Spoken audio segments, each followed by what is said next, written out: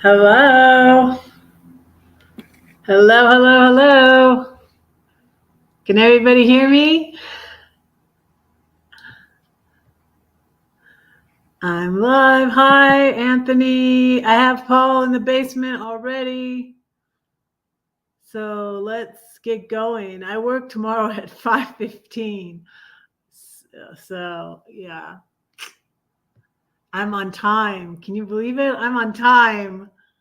I'm on time.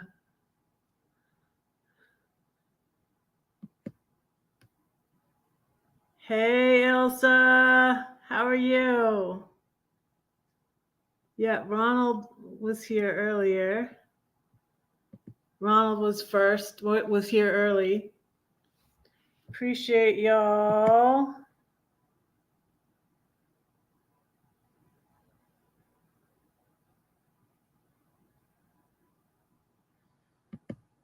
Yeah. Was Ronald, did you really go to courtside or no? Or not? I'm gonna get going and light my candle.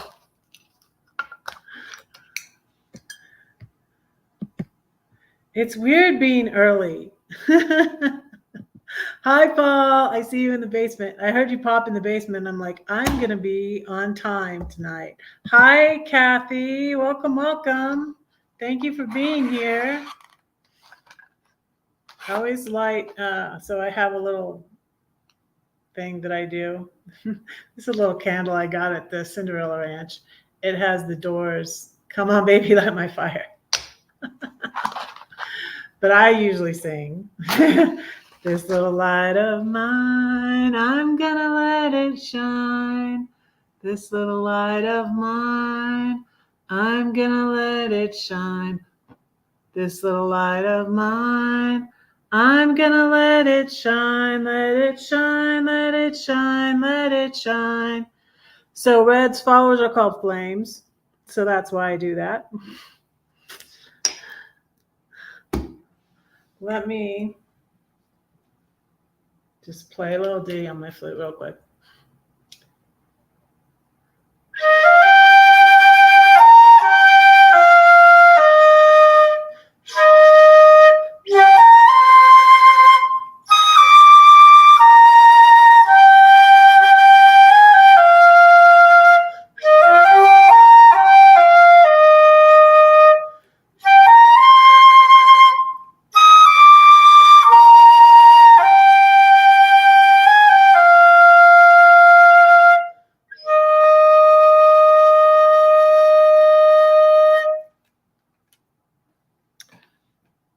Elsa's enjoying your uploads very much, Paul. Let me bring Paul up. Hey. Hey, how's it going? It's going good. Thank you, Elsa. How's everybody doing? I'm good. I need to go to bed after this. I got to get up at 4:30. Well, we don't have to do this very long, Red. I assumed that you were going to do Monday night. That's why I suggested it when in your last stream when we were talking about, Yeah. Yeah. I probably will keep doing Monday night. I don't know. I'm not. So I was thinking of maybe doing Friday and Saturday, but I think I'll probably stay with the Monday night. I'm not like a party type person, and there weren't more people there on Friday, so I just thought I'd try it, see how it goes, and so. So now that you're working part time, you're thinking about just doing one stream a week? Well, I have pretty much been doing one stream a week, but I was going to go to two because I was going to do the ladies chat. Yeah. So I was going to do 2 streams a week. That is where I get most of my views. That's why when I was working towards getting my watch hours, I was going live for lunch all the time. But then when I started working, I didn't have as much time to do that. So. Okay. But so, how are things over there? Things are good. Things are rainy. Rainy? Yeah, Yeah, a lot of rain.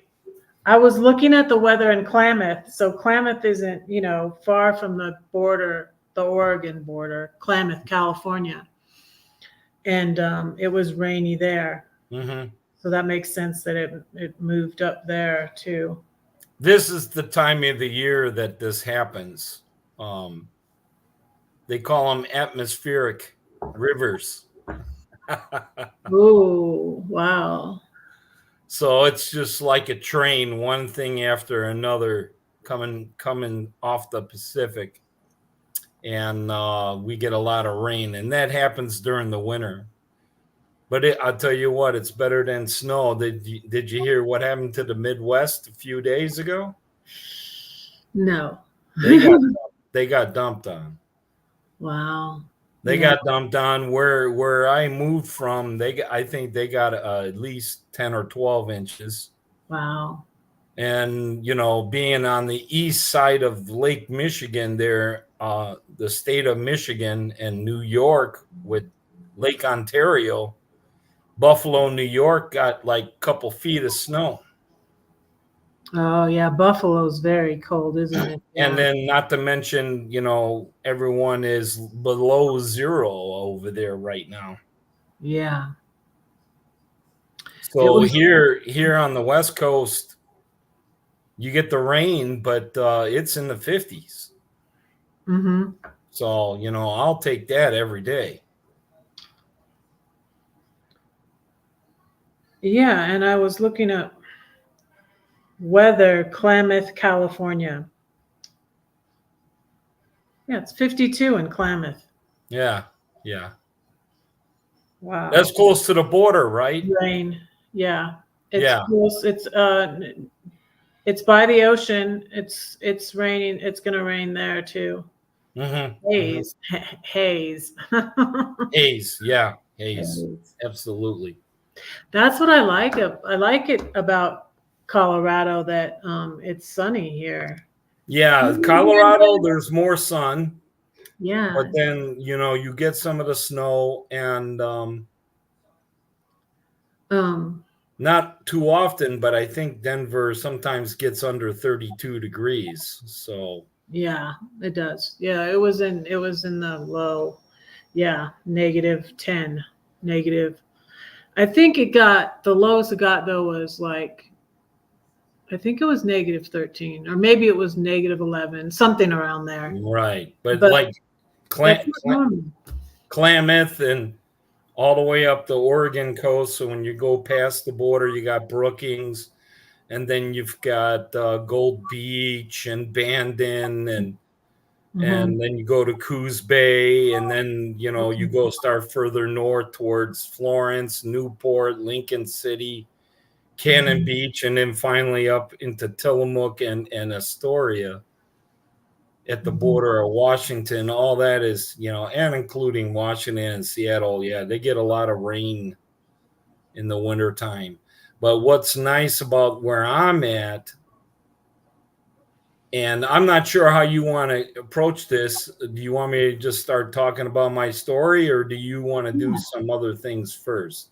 No, no, you go. Okay, I didn't know if you Somebody- wanted to do a poetry, or I didn't want to step on any toes. oh no, don't worry about it. Uh-huh. Okay. Yeah. So the area that I'm blessed to be in is there's like it is it's amazing, okay, because currently right now the way I feel is that I am overwhelmed and over expected. What I I expected a lot of things, but this is overwhelmingly the most perfect place for me and my soul. Hmm. um I'm not quite on the coast, because when you live on the coast, it gets blustery. The Pacific Ocean is not like Florida. Yeah. But I think it's more beautiful because it's not boring and flat, and all it is sand. I You have do love it more. rugged terrain and Mhm. rocks in the ocean to look at, and waves Yeah. crashing on the rocks, and so on and so forth. So, but with that, you're not going to get like 90 degrees at Yeah. the beach. Okay, so Mhm. you're not going to be laying out like Yeah. like you do in Florida. Yeah, I Um, know. Yeah. I know because yeah, I was in Florida we were in Florida for 10 I was Florida 9 years. mhm. So and my parents were there about 5 years, and then they moved to Texas for a little while, and then they went back to California. But Right. um, yeah, there's things that are nicer about the beach in Florida, but I do prefer the West Coast beach too because of what Mhm. you said. And weather wise, it's perfect for me because in the summertime, even so I'm a little more inland. I'm only 13 miles inland from the beach, from the coast, Okay, that's good. and I'm surrounded by forest. So I'm protected from the high winds of the coast. We still get the rain and stuff like that, but I mean, the house is not getting beat up like the houses do right on the coast. Uh-huh. And it is a magical, magical place. I know you've seen a couple videos. Elsa, you seem to love them a lot. Hi, Um, Chris.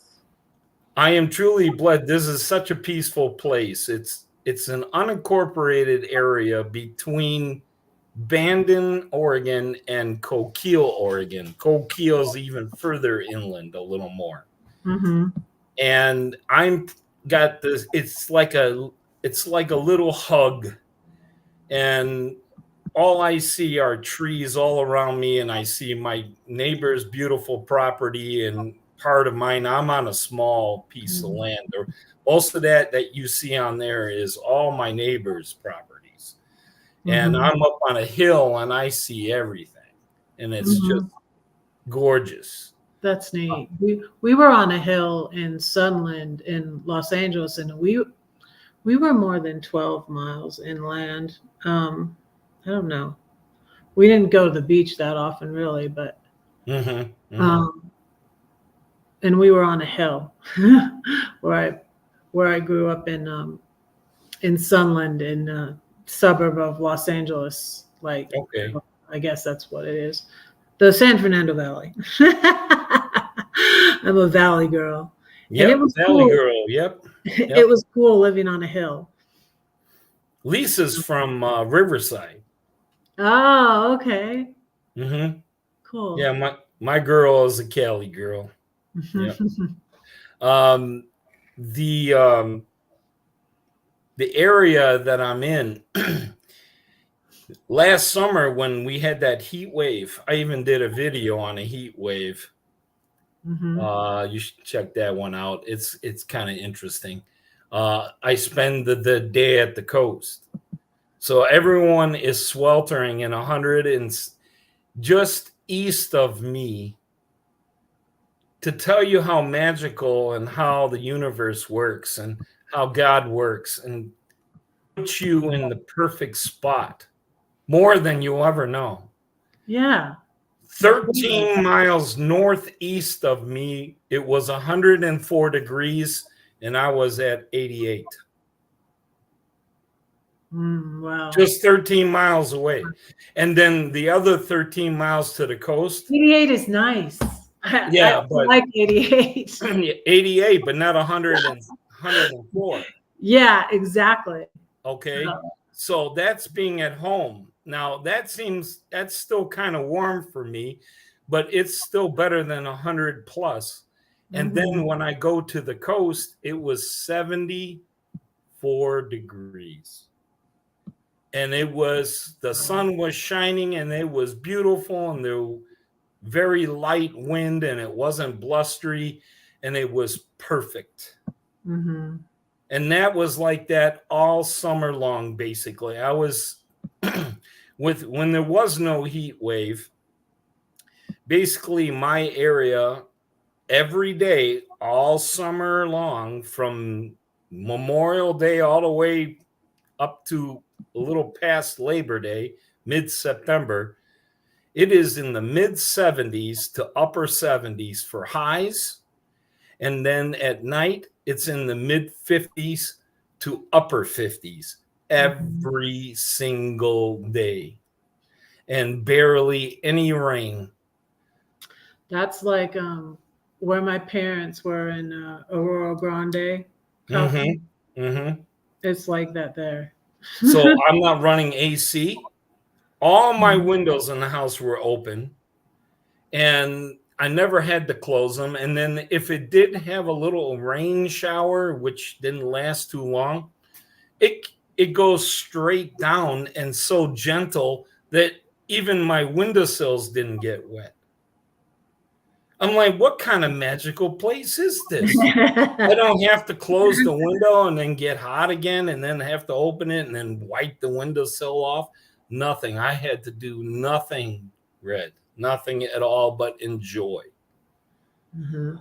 So, what a magical place this is. So, I just wanted to let you guys were talking about, your travels and trying to find a place, and then you found Denver, and Mhm. then settled down because of one of your sons was there, and then he ended up leaving and going to Bend, Oregon, which I Yeah. don't blame him. I Uh-huh. don't blame him, but leaving your mom, I ain't cool.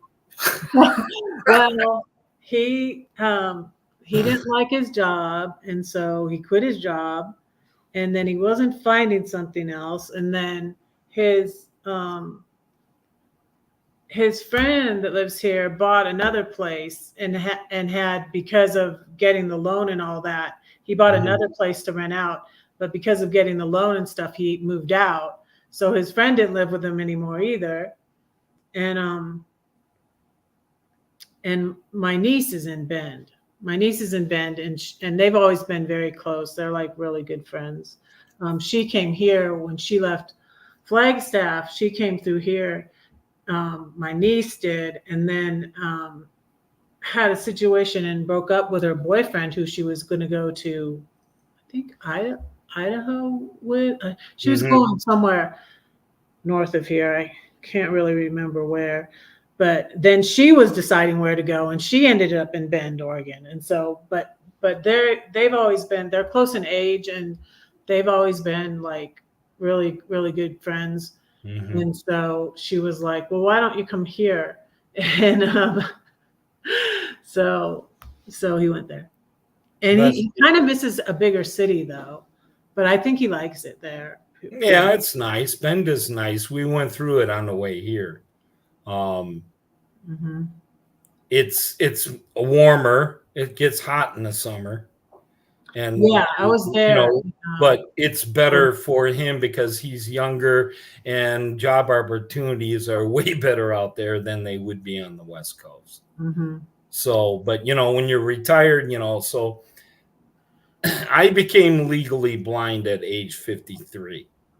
I've had glaucoma all my life. My left eye was pretty much legally blind at birth. I lost total vision of that left eye when I was 8, but pretty much my right eye has glaucoma all my life, and I've struggled with some vision loss in the right eye, but I was functional. I was 20/40 with glasses, and my visual field was right around 115 degrees Hmm. vision, which is enough to drive. Oh, And I worked in a factory, and I have 10 fingers and 10 toes, thank you. oh, that's good. All my life I was a printer. Oh, really? Mm-hmm. My uncle lost. My uncle worked for the he was a printer. He worked for the San Francisco Chronicle for like so many years. I don't know, like Mm-hmm. 40 years. So yeah, my Those family was machines lost. are dangerous. Yeah, Yeah, very. he had, I think it was, I don't know. He had lost a finger. Mm-hmm. Yeah, Pains. I've had some cuts, and cuts and bruises and some minor injuries, but thankfully I haven't lost any limbs. Fast forward to age 53, I had some routine glaucoma surgery being done where I have a bleb in my eye where there was a surgery creating a bleb so that when I would massage my eye, it would release the eye pressure. It was a way to do besides just drops because I had, I have glaucoma and it's not it's major, so I had to do more than just eye drops. Anyway, that scarred over, and I had to do a simple needling of the eye where there was a membrane over that bleb.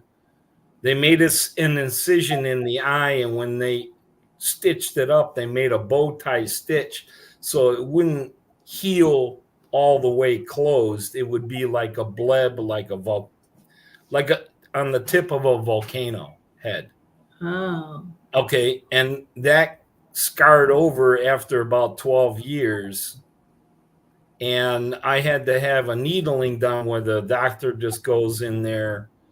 It's an outpatient procedure, and they just kind of poke the membrane to release the pressure again, and then my eye should stabilize. Well, with every surgery, there's always a risk, and this particular surgery was routine, and it was like a 2% risk, and I was the 2%, and my eye collapsed, hemorrhaged, and I lost total vision. Oh, no. And after a few weeks of delicate surgeries and patience, my eye recuperated. Basically, when they did the ultrasound read, my iris was pushed away from the back of my eye. Not my iris, my retina that's in the back of your eye. It's like film in a camera. Your eye is like a camera. Without film, you ain't going to see nothing.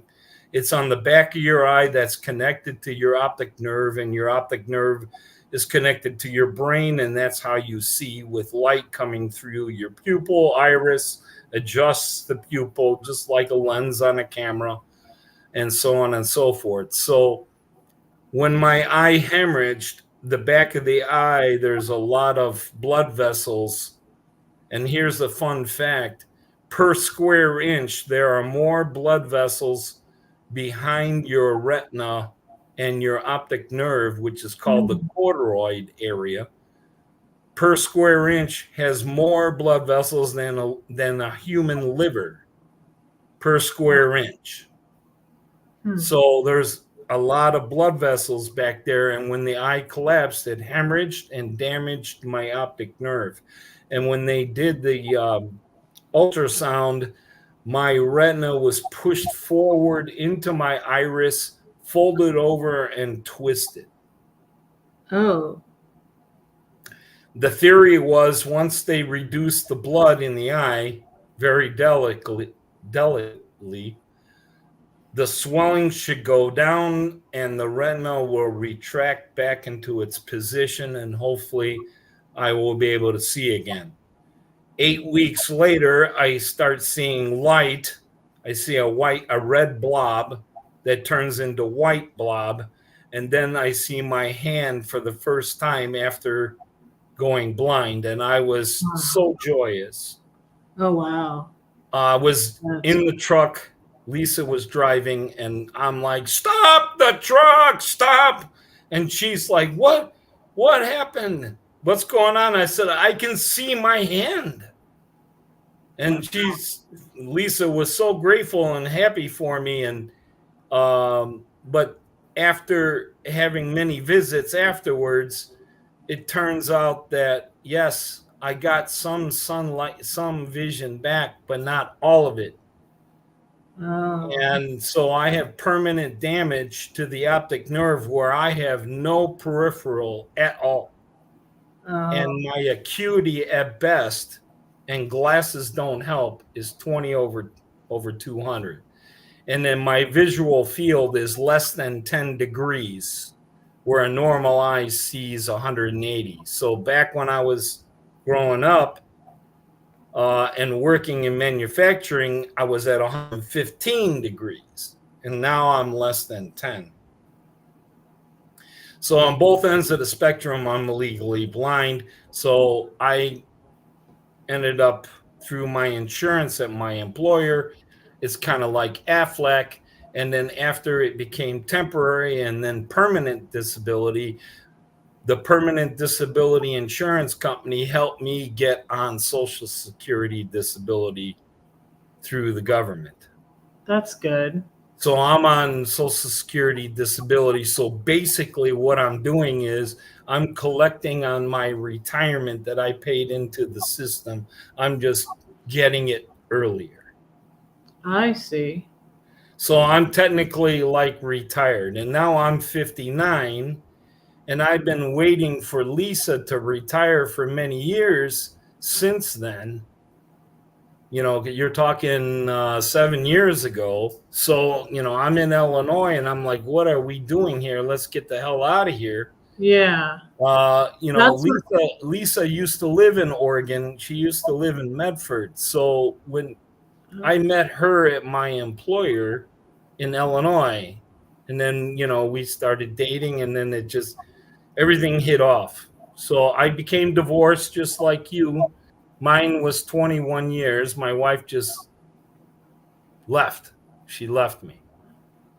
And so I went through a bitter divorce and went through, you know, remorse and I basically was drinking myself to death. I was so depressed. I'm I'm I pray for my ex. I don't want him to do that. But I'm concerned for him, but I'm praying for him more lately. Yeah. I'm Yeah. really concerned for him. Um, It was really a but mutual it's thing. a little Blamed it different in your on me. situation, sweetheart, because of the fact that he's a narcissist and I am not. Yeah.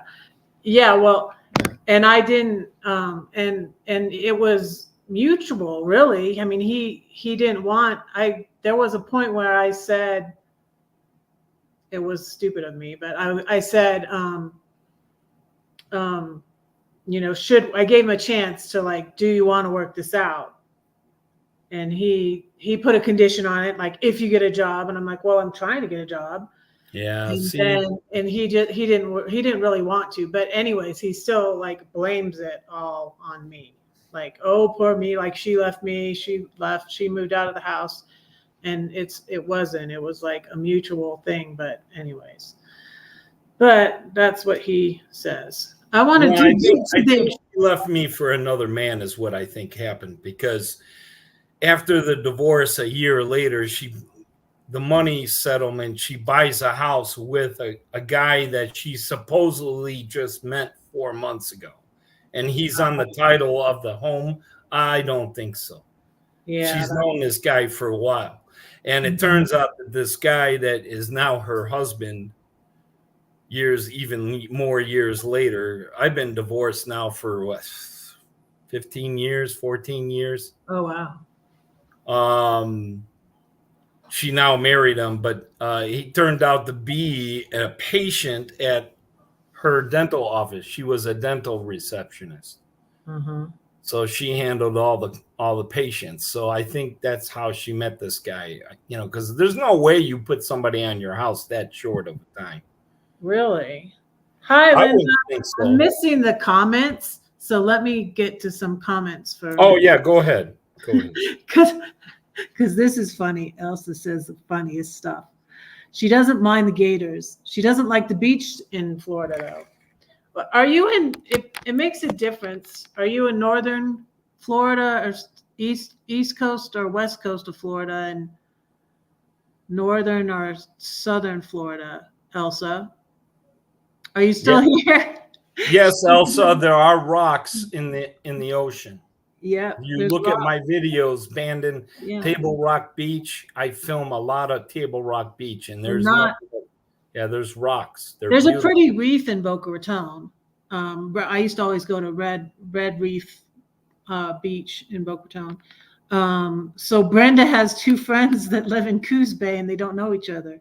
You should Oh, introduce them, Brenda.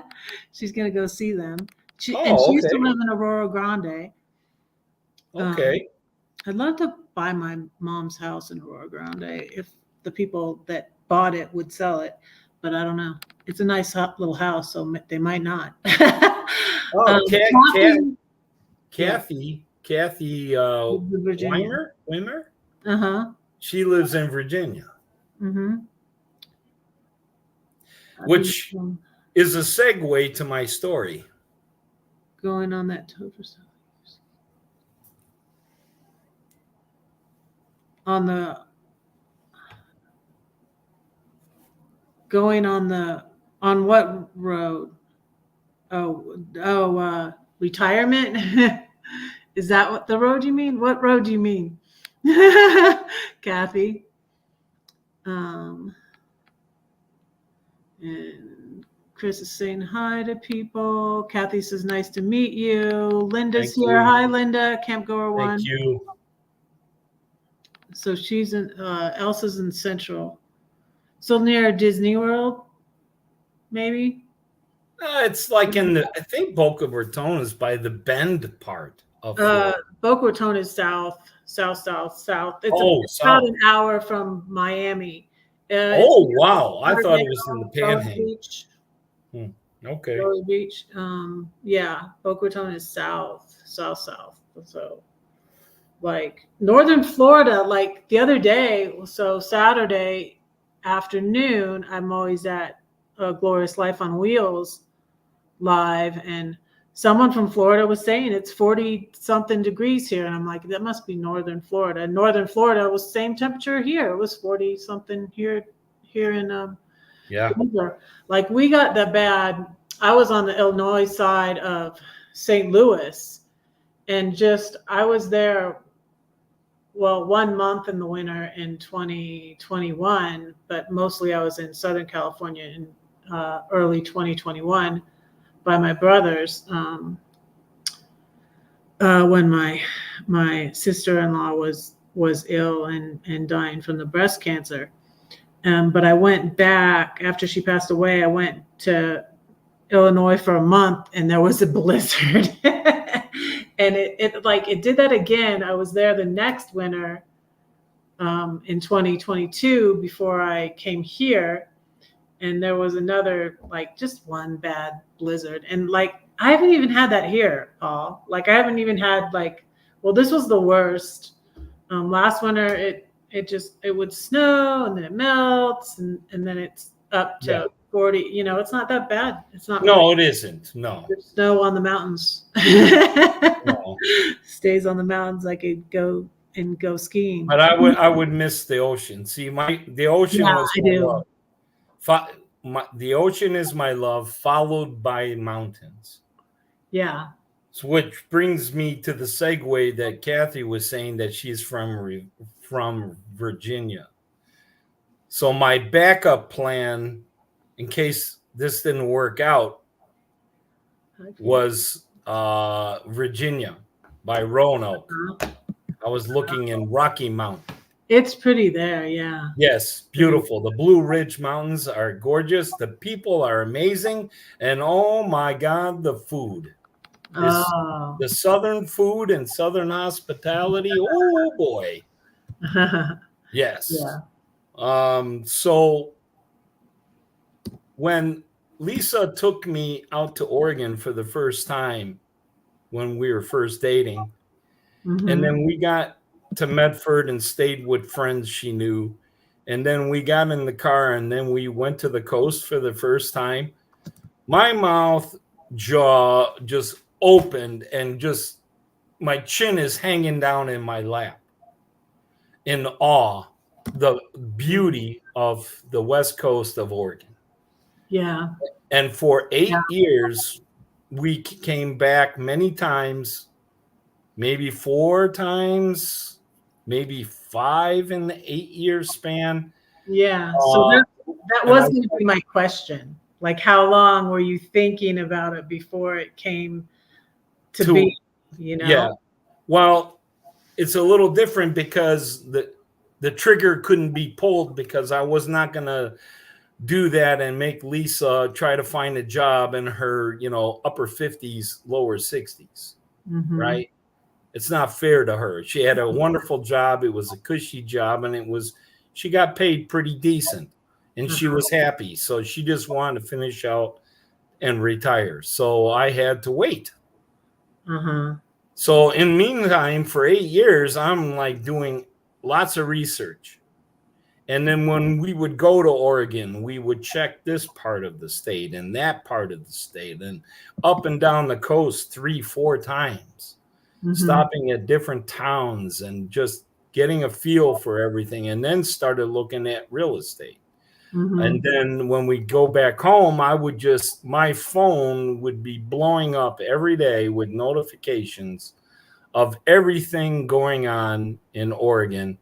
And at the same time, I'm doing Illinois to prepare my house to sell. Mm-hmm. So when Lisa finally retired in 2022, Mm-hmm. late 21, early 2022, I put the house on the market in April of 2022. I got it all fixed up. It was new construction that I bought back in 2006. So Mm-hmm. the house was like, like 16 years old. It's not a super old house, but it had to be fixed up a little bit, fresh paint, that kind of stuff, replace Mm-hmm. some of the fixtures, so on and so forth. A lot of it was cosmetic, built a new deck in the back and all that. And then I put it on the market, and the market is red hot in my area at that particular time. And Sounds great. if you're going to leave, you're going to do it right now, and there's no other time. So I put it up on the market, and I even rented a room with my house cleaner that helped us house clean. I offered her some money just to spend a week or two at her place because I know what it's like when people are coming in to look at the house, and I don't want to be bothered, right? Mm-hmm. And so I did that, and nothing but crickets, nothing, Oh, complete really? silence. And then a whole month so I go back to the house, and then a whole month goes by, nothing. So now I reduce $5,000. Again, maybe I have one viewing after that, and it was just a tire kicker. And then now you're going into now June and July, and now I got to reduce again. So I reduce again. And I'm like, if I go any further, Oregon is not happening for me. Mm. So I said, Lisa, we got to go to Gotta- Virginia for a backup. And so we Mhm. went to Virginia and looked at it, and we had found a house, and it was a very nice house on a full acre, and only 7 years old, and it was cheaper to live there, but it wasn't my love. It was my second love. So Mhm. I'm half guessing myself, Yeah. and you know what that's like. Mm-hmm. And so at least I have a backup, and I found a home, and I put uh, an offer on it, and we're kicking it back and forth, and it almost went through, but there was an issue with the property. She had a second old house on the property, and it turned out it had asbestos, and now you're getting into legal issues on how to tear it down. Wow. And no one could give me a straight answer there how much it's going to cost me. So I just withdrew the bid, and by October 1st, I took the house off the market. That was my experience, and I was so frustrated and upset. Oh, so your house had asbestos? Or you mean the house in Virginia had The asbestos? house in Virginia had Okay, asbestos. that's what I thought you meant. It's kind of like you had Like you rats took in your your house off house the to get market? your ass out of there, right? It was God's way of telling you have to get out of Georgia. right? Those rats that you had. Oh yeah. Hey, Okay. Crystal's here. Yeah, and So CW Style came in and pre-retirement days. Welcome. Thank you for being welcome here. We're talking to Paul about relocating and retiring and and moving to. positive affirmations. Yes. Yes. We So need to get to and that. God and the Mhm. wonders of the universe and positive energy and it's nothing but love and light. Okay. Mhm. Yeah, I was ready. I wanted to sell the house already before the rats Hmm. came, but that just like that got me going because I had so Right. much stuff, Paul, from Yeah. even from, I had less stuff than in the 3,400 square foot house Yes. to the 1,600 square foot house, but I still had so much stuff. I kept every little, picture my kids drew, and I love you, mommy. And I had, papers and book. I had, 1,500 books, and it was just ridiculous. All the stuff I got rid of, and I got rid of it all. And then when COVID hit, I was downsizing, and I'm like, oh no, I started to spiral down into my depression again. I'm like, I can't do this now. I can't do this. I can't travel in an RV during COVID. I can't do this. Yeah.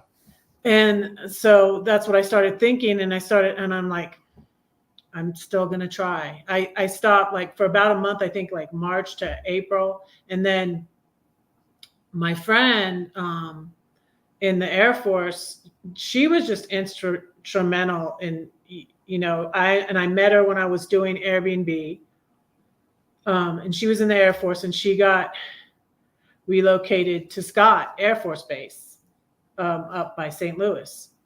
And I had her dog, her pit bull Blue, and I had to wait to get him back, up to her. COVID hit. He was supposed to go to her.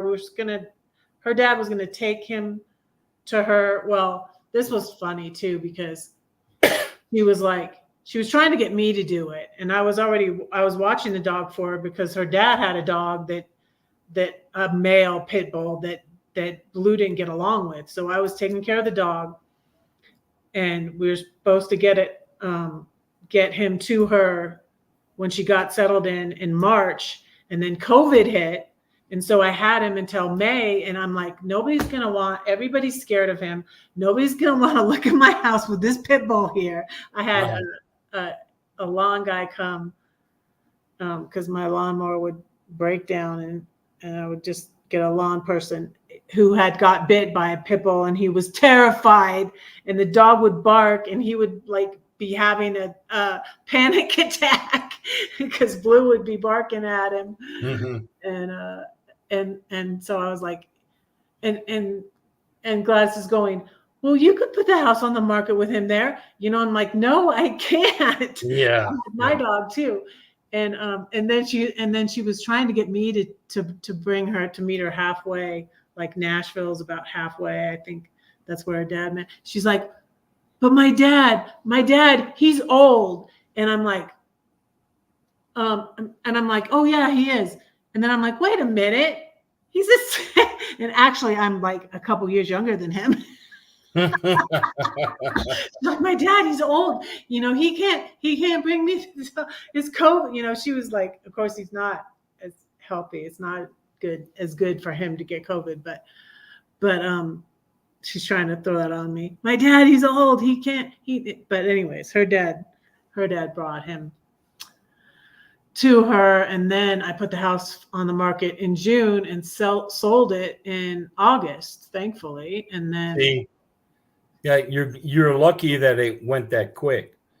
So yeah, what I don't see, this is what's strange for me, because hindsight's always 2020, right? yeah, So Lisa always told me, you need to start saying to yourself and believing, I have the perfect home, as if it already happened. mm-hmm. I have the perfect home. So when you run into a situation where you have doubts, you just keep saying to yourself Yeah. out loud, I have the perfect home. I have the perfect home. I have the perfect home. So when my house didn't sell in a red hot market, and all I got was one tire kicker, one or two, and then I had to take the house off the market, I was so angry, right? And the house in Virginia, I would have even reduced more because the savings, it would have got us out of there, right? And that deal fell through because of the asbestos. And so now I'm really frustrated and lost. And Lisa says simply to me this. I said, I keep saying I have the perfect home. And then Lisa says, the place that we are supposed to be is not ready yet, Paul. So you need to calm down. Yeah. And you have to be patient. Yeah. So I took the house off the market in October and waited for spring again, the first week of March this time. I did a few more things to the house. I put a granite countertop in and made the loft upstairs into another bedroom. So instead of a 3-bedroom home, it's a 4-bedroom home with a granite countertop, a new deck in the backyard. The driveway's been sealed, everything's painted, washed, all the trim, everything, windows are looking good, everything. And now when I put the house on the market, in 5 hours, I have somebody coming to the house to look at it. Wow. And within an hour and a half after that, I have a contract.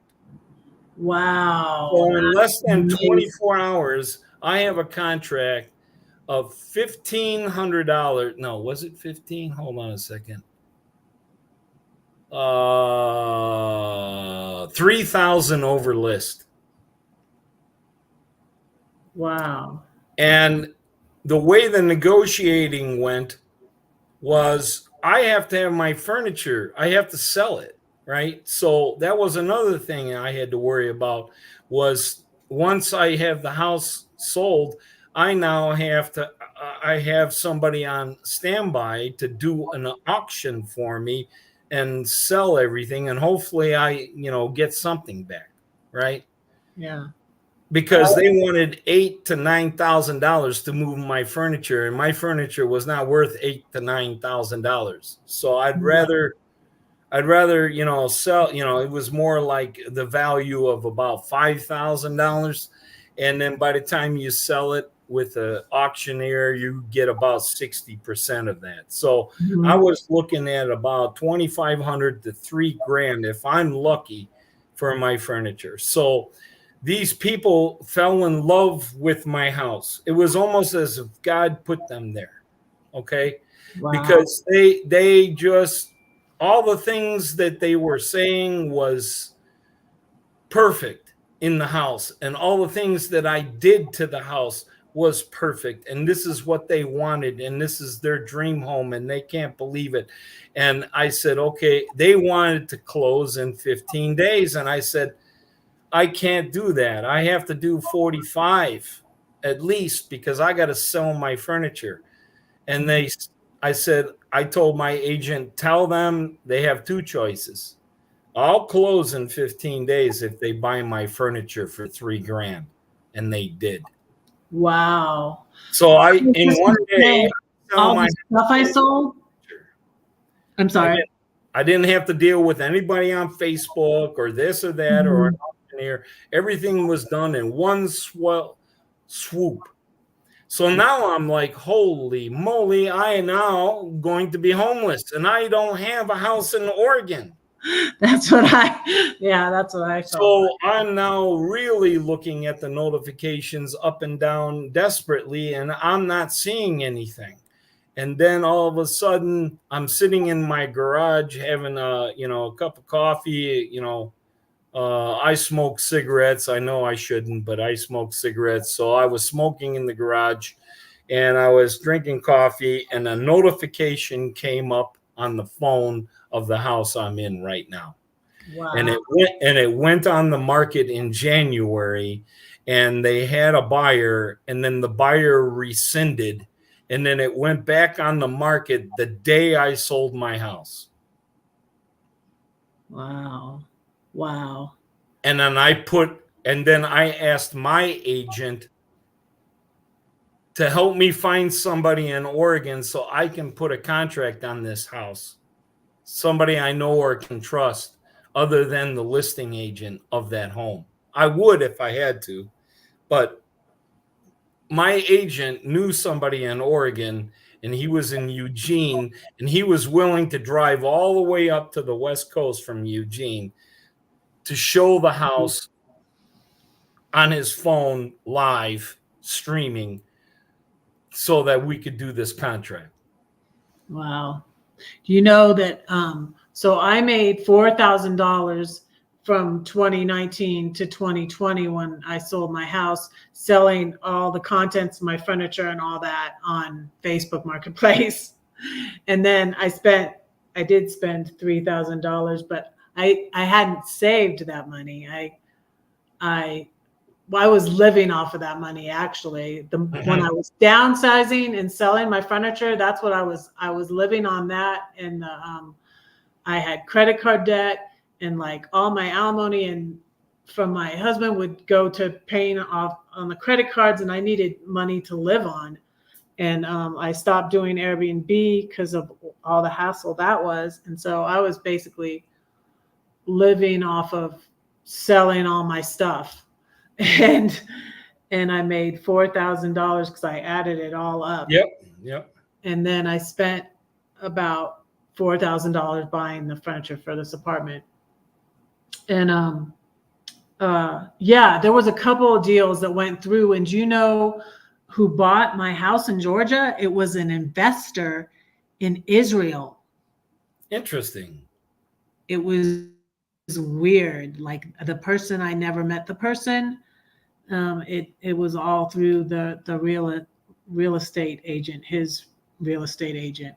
And that real estate agent was really a godsend too, because not my real estate agent, because she wasn't really very helpful at all. And I ended up being homeless and penniless because it took them. They were supposed to do a wire transfer on my house sold on a Friday. It was actually Gladys's birthday too, August 28th, 2020. It sold on a Friday, and they were supposed to wire me the money, and the house was all paid off. They were supposed to wire me the money on that Friday, but they ended up not being able to. And so it was like my nightmare coming true, but it was only for the weekend. I was homeless. And I had to contact Gladys. First I contacted Gladys, and then I had a friend in Georgia that helped me out. And paid for me to get a hotel.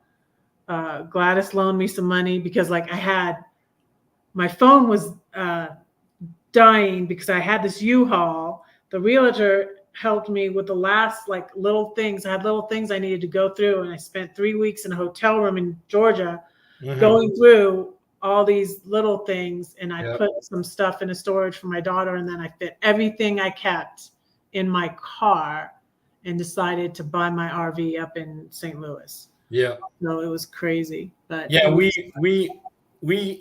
sold everything in the house, and anything we wanted to take with us had to be the bare minimum to fit in a 5x8 trailer, U-Haul trailer. And that's we hooked it up to the pickup truck, and that was it. Me, Lisa, and the pickup truck. Wow. And in 10 days, it was scheduled to close on the house I'm in right now in 10 days. So we took 5 days to get there. We took our time. Lisa can't, she's not like you driving. You're a road warrior. We don't know how you can do that. I don't want to. But after 6 hours, Lisa is like, I'm done. And so, so we took our time, 5 days, and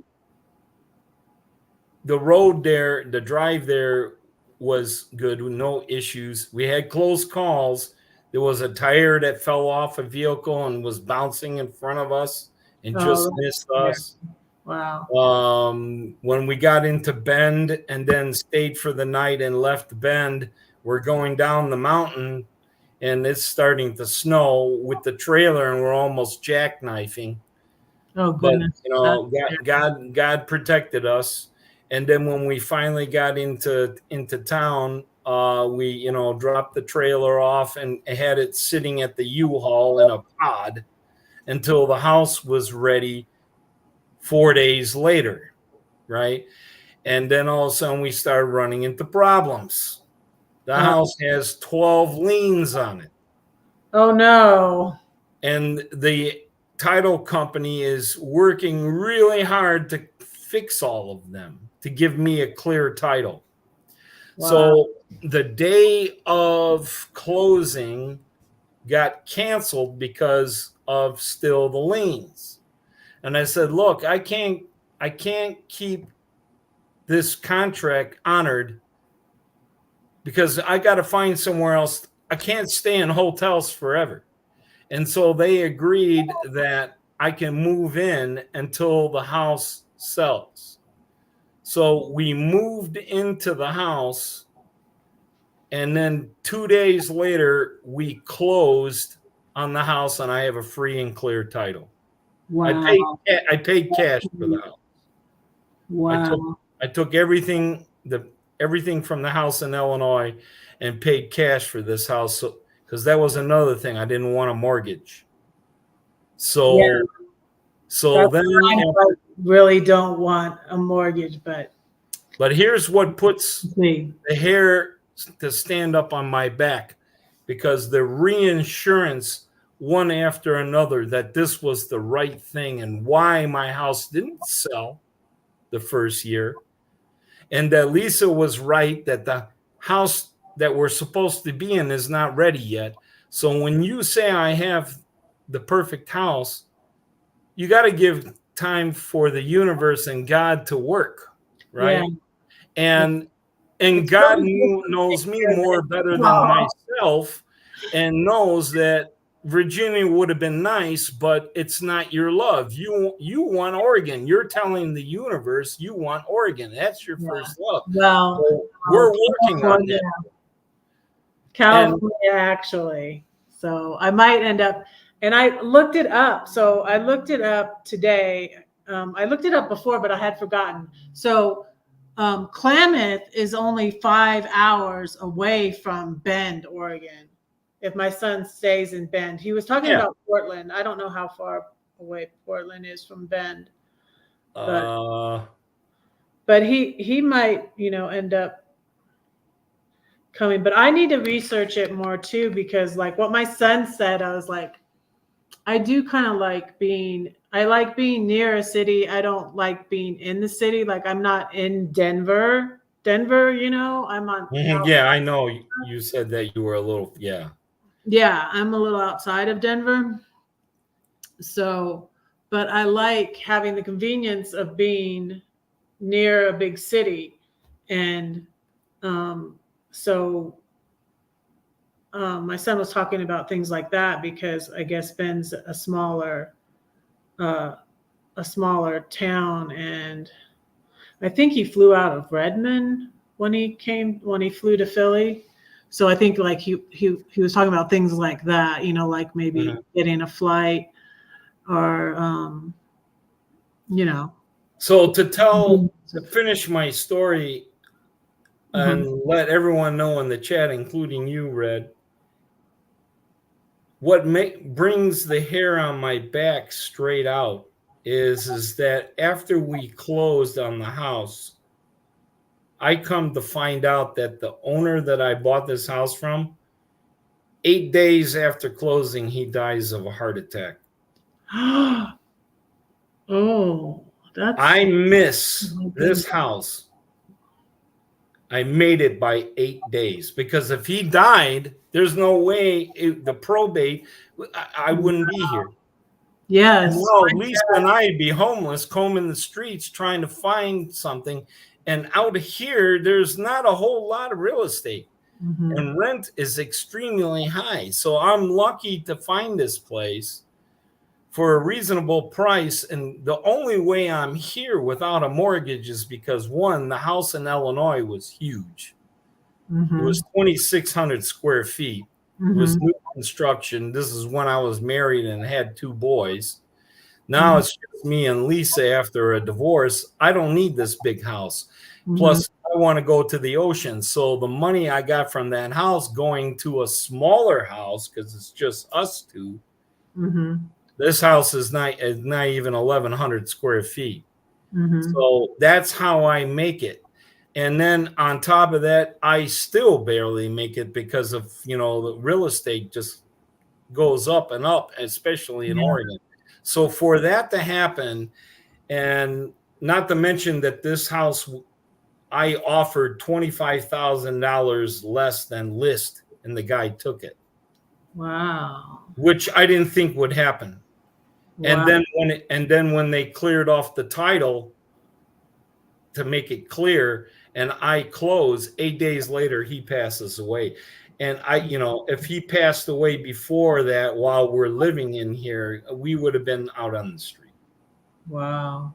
Yeah. So that tells, that's reassurance to me that God is great, Yeah. and that positive affirmations work, and that Yeah. you have to believe. And Mm-hmm. even though I read, if you would have talked to me back in 2022, I would have been angry. I would have been like, this don't work. I'm upset. And then Lisa says the place that we're supposed to go to isn't ready. And then the people that bought my house weren't ready either. Yeah. Yeah.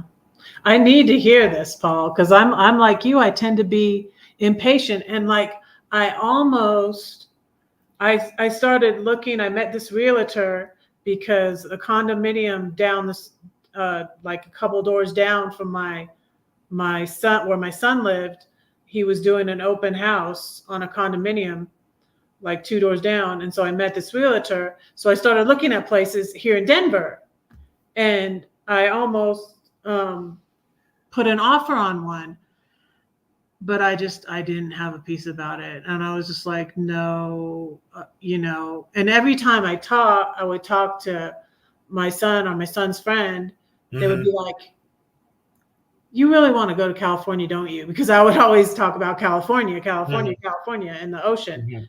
And so, yeah.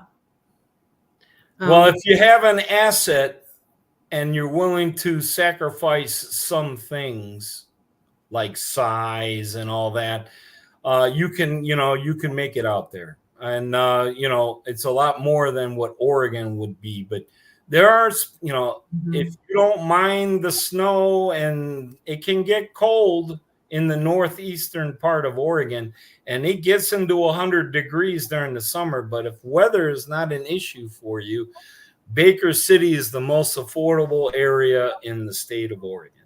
You will get more for your money there. Mm-hmm. Yeah. But if weather is important, and then I wanted to be close to the ocean. This place is perfect for me. I couldn't go.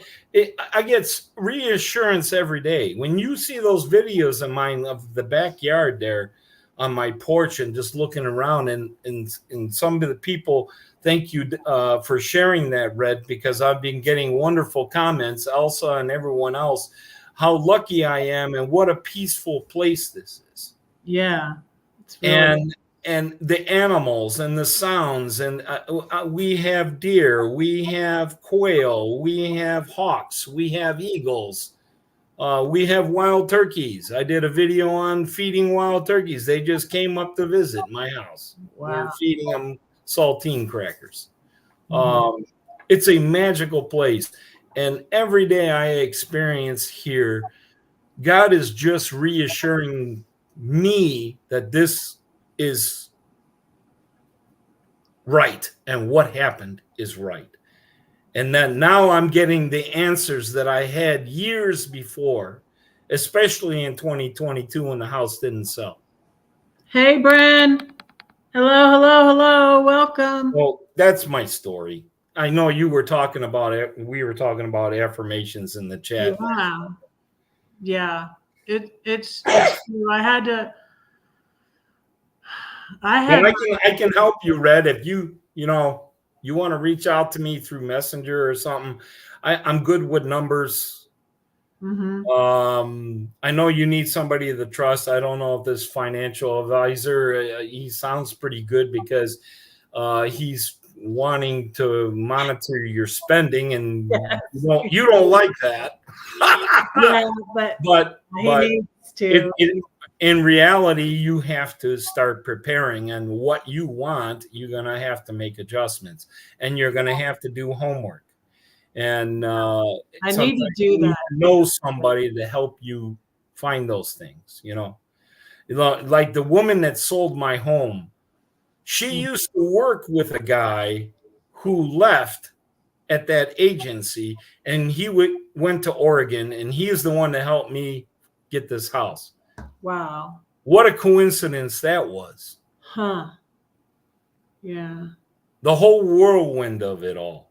As soon as the house, the contract, and now we got to really get the house. I had to we had to get rid of a lot of stuff. And I think Lisa and I made about 12 trips to the Goodwill. Oh, I made Salvation so many Army. trips to the Goodwill. And a funny story is I was trying to be on the down low, but I'm like, I know that he's probably seen it on for sale, our house for sale online or whatever, and he knows, yeah, and he's probably seen the sign outside. So I was trying to do it on the down low, but I couldn't have done it on the down low. But one of the things I did is too, I just like towards the end, I was just like, I got rid of more and more stuff. I let so much stuff go. It really felt good. And I'm just like, Yeah. it's It's okay. good to refresh. I started. I mean, there was stuff I hadn't seen for 8, 9 years, 10 years. I'm like, why do I have this stuff? Yeah, Right? stuff you don't like use. But anyways, this was something I used every day and it was from my mom. But I had so much stuff from my mom. I had to decide, Paul. I was like, I can keep these things from my like I had Yeah. like probably I think I had 4 vases from they were all in this blue Yeah. color. I decided Yeah. to keep this one. Oh, that's beautiful. Yeah, my sister had bought Oh it. my God, I that's think my beautiful. sister has one like it. So my Yeah. sister had bought it for my mom. I'm like, this is my favorite one. I'm going to keep this. And I had it in my RV too. I had it wrapped in paper and I had it up. And I found flowers when I was in Georgia, which was kind of cool. Some flowers were just laying out and I was like, somebody maybe had them in their RV and was like going on to the next place. And I don't know, but I was like, I got my vase down. I put in my vase. Yeah. Also, at one time, my brother Mark's ashes. My mom had them in here, but so I decided to keep this, and I took my silverware, which was from my mom, and I gave it to Goodwill. I decided to give it to Goodwill, and I had so much stuff I was still going through. I hadn't even realized I had given it to Goodwill when I get this text out of the blue because we never did communicate well, but now we were, hardly communicating at all. I get this text from my ex. Do you still have that? I found because he would always go to the Goodwill. He's like, uh, you know, he's he's a hoarder worse than me. Hey, Lori, how are you? Hello, hello, hello. I was asking Lisa how you are. Other Lisa, Outdoor Dash Travels. I'm sorry you didn't get to go to Quartzsite, Lori. So yeah, I get this text out of the blue and I was like, what? I was like, and I just ignored it.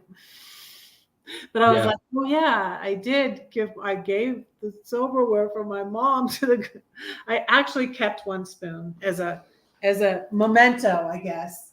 Hmm. I kept she gave it to us when we got married. So it's Oneida. Oh yeah. But Yeah, yeah, you have a lot of cool stuff. yeah, And I can imagine too, listening to your stories. By the way, I love your channel. Your thanks. personality is awesome, and you're an open book like I am. I'm the same way. Yeah, And Lisa says sometimes I don't know when to shut up. yeah, me too. uh, but I can, talk to a stranger on the street for hours. But Somebody said, I'm trying to be good, like, and let you talk because then somebody said, I was on there and you wouldn't let me talk. I was oh like, no, why didn't you tell me? You should have said yeah, something. I'm sorry. I won't say who that was. yeah. Somebody else. But But I love your stories because one, they're very interesting, and how open you are.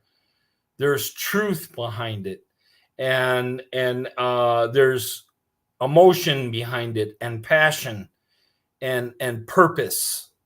Right? I that's what I would when I would listen to you, and I'm like, wow, here's a woman that me being a Libra all my life, Oh, I Libra too. have Yeah. more girlfriends than I have guy friends because I always was a good listener.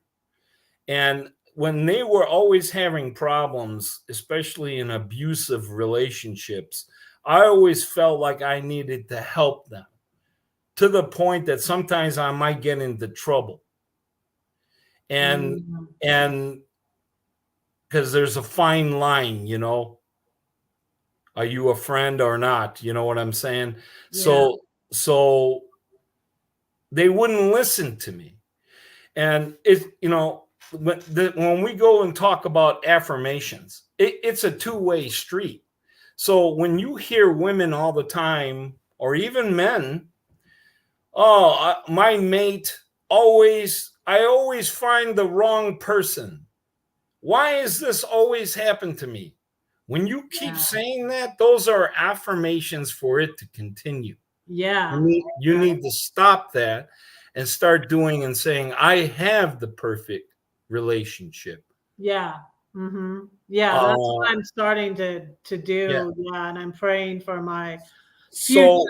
So when I see you stand up on YouTube and pour out your soul and show women the courage that it takes to leave. It took a lot of courage for you to do this. It And I did. have much high respect of you because of it. It takes balls to do what you did. That ain't easy what you did. Yeah. It was But hard. you It was weren't scary. about to sit there and take the status quo and have security over being manipulated and talked down to and expected to do these things and Hmm. be a slave and not a person, Yeah. right? And he still So had me where he, kudos to you for leaving that. yeah, And now he you're still had me where he wanted me too, Paul. He purposely put me in the house. Like, it was hard to let go of that house. All my kids were born when we were yeah, living in that house. yeah, All of the, except for my oldest, she was born in Florida. yeah, I know. And so, yeah, so they were all born in that house, and then that house was paid. He paid off that house and he was like, "Oh, Yeah, she's not stupid. She's not gonna sell that house. She's not gonna leave." And I yeah, couldn't. My credit was shot, so I yeah, couldn't refinance it. I thought about refinancing it, and then my little yeah. youngest. That takes balls, Red, because I mean, again, like you say, you were the perfect mom, the perfect wife. Not You perfect. socialized. You had dinners and invited, letting friends come over and becoming part of the family. Your kids' friends and all that. You were like the ultimate homemaker, right? Yeah. And so you didn't establish any credit. You didn't have a job. Obviously, Mhm. you did, He but didn't want. unfortunately, Yeah. society doesn't look at it that way. He didn't And really so now, want me to finish it. when you bug out, life is against you. And Yeah. and that's why women bog down and say, no, I can take it. It's not so Yeah. bad. And they don't. No, you don't take. So, No, you need to have self-respect, and you need, God will provide, and you need to start, start thinking positive. yeah. I have the perfect situation. I have the perfect job. Yeah. And I think that the house that's for me is probably not ready yet. And like No, maybe, it's not. The you know, situation's not ready. maybe I will be able, it would be really cool if I could buy my mom's house in Aurora Grande. That would be really cool. 600,000. Yeah, but I mean, it won't be until the people that are in it now are ready to sell it, Yeah. because my mom's pastor bought it from my dad. Well, if you want to do that, then you know what you have to do to get 600,000, or at least a down payment. I don't know, sweetie. Yeah, I wouldn't think it would be now, No, So no. right now, but see, I didn't know when I came here to Denver, I thought my son was going to be here for a while. I Yeah, never dreamed that yeah. in a When I found year. out he left, I was like, man, Yeah. it happens. I mean, they're young. They're going to do their thing. You can't control Yeah. them, right? You know? Yeah. So yeah, and I didn't, I didn't. And, I mean, I'll be open and share a little bit, I mean, my boys are MIA, man. I don't know. I don't know what the deal is. I think it's the generation now.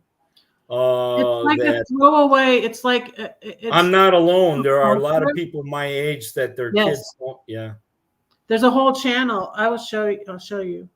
Um, it's this guy named Josh. I think it's Joshua Coleman, and he wrote a book. And he talks about it all the time. Parental estrangement. It's a big thing. It's like the cancel culture, and it's like kids are now canceling their parents. Yeah. So if my kids are listening, you need to call your dad. You need to call your dad and care and start, talking, because Yeah. calling me up or texting me when you want something, and that's the only time, doesn't work for me. Uh-huh. So And it's unfortunate that, when we talk about narcissism, a lot of it is in what do you do when it's in your own family circle. yeah, You have to walk a very straight line. yeah, it's You don't hard. want to kick them out of your Dr. life. Domini is great with that. You don't want to kick them out of your life, but you don't want them to suck you in and be a vampire and take all your energy away from you. Exactly. They call them, I forget what it's Energy called, like vampires. Energy vampires. Yeah. energy vampires. Yeah. So like lately, and it's not really working at all. I've been trying to talk to my ex because I felt I needed to. But all your kids are grown though, right? Yeah, all of them are grown. Yeah, so that's Situation with one of my I know children. you care. You want to care, but sometimes you got to question yourself: am I helping them or am I enabling them? Yeah. Sometimes they have to hit rock bottom to learn. Mm-hmm. But I can't. It's hard for a parent to do that. I can't And then the situation with your ex and stuff, him being a narcissist, and you want to just make peace. Sometimes if it makes you ill, Red, you need to let it go. Yeah. Well, it's just I can't go into a lot of it right now. No, I don't expect you to. I'll message you. But yeah, it's a situation with one of our kids. Your health is why first. I was trying, yeah. Your health it's affecting my mental health. I'm very concerned with one of my children, and it's just very. Is he the one that's on the road and living in his truck? He's back at my ex's. Oh, that's good. But yeah, that was a relief because I didn't know where he was. He was at Yeah, his sister's. and he didn't make it easier for you, your ex. So Yeah, he just yeah, really wanted he wanted him to come here, and I couldn't have him come here. So yeah, yeah, yeah. so You got to be it's a careful. long Yeah, story, and I can't. Yeah, yeah. can't go No, back. I totally. It's funny how the world works, and then all of a sudden, when you start going in the right direction, people start coming into your lives that are helping or have the same situation where you learn something from them, right? Hmm. So since I did that, and now I'm here, It's I met my encouraging, Paul. I really appreciate it. It's yeah, encouraging. And I'm yeah, like you because I like impatient, and it's like I want to do it now. And like yeah, I prayed, yeah. and then I decided because first I asked them to write me up a 6-month lease, so I would be out of here in August. What did they say about that? Well, they did it, but they're always it's always going to be your rent's going to be more. Yeah, yeah. And I prayed about it, and then And it's high already. and Yeah. I felt like I need to just take it. I need to just wait. I need to just sign the lease until because I know that even though this is expensive, that God had me here because I needed this time. Like I'm healing from all of this stuff I went Yeah, through. because you were on the road. Yeah. Yeah. This is Oh, your first stable place for a yeah. while. Yeah, Mhm. you need to collect and Yeah. you're in a safe place. You have a beautiful apartment. Hmm. Uh it's taken care of with the situation with your divorce, so thank God for that. And meanwhile, you need to start doing some research so that you can take those funds for that apartment and find yourself a place that's even cheaper Hmm. that you own. Yeah. And it can be done. Yeah. Yeah. And I don't think, and since I just got this job lifeguarding, I was like, I want to at least work at that for a year. So, and it's 5 minutes away that, the Hmm. rec center Hmm. where I work is 5 minutes away. So it's nice and close. Yeah. Um, I don't have to get on the highway or anything when it was like all snowy and oh, the streets aren't cleared at 5 a.m. No, they're They not. don't get the streets cleared at 5 a.m. Yeah, no. They're out there, they're sitting there. I'm like, why are they sitting there? Like, Yeah. why don't you just, why are you sitting there? Yeah, it's not like Buffalo where, they're out there attacking it right away and they have the equipment to do it. They have the equipment. They do. I seen it, but Well, but I'm talking about like, you said you're a little bit outside of Denver, so maybe they don't have as much.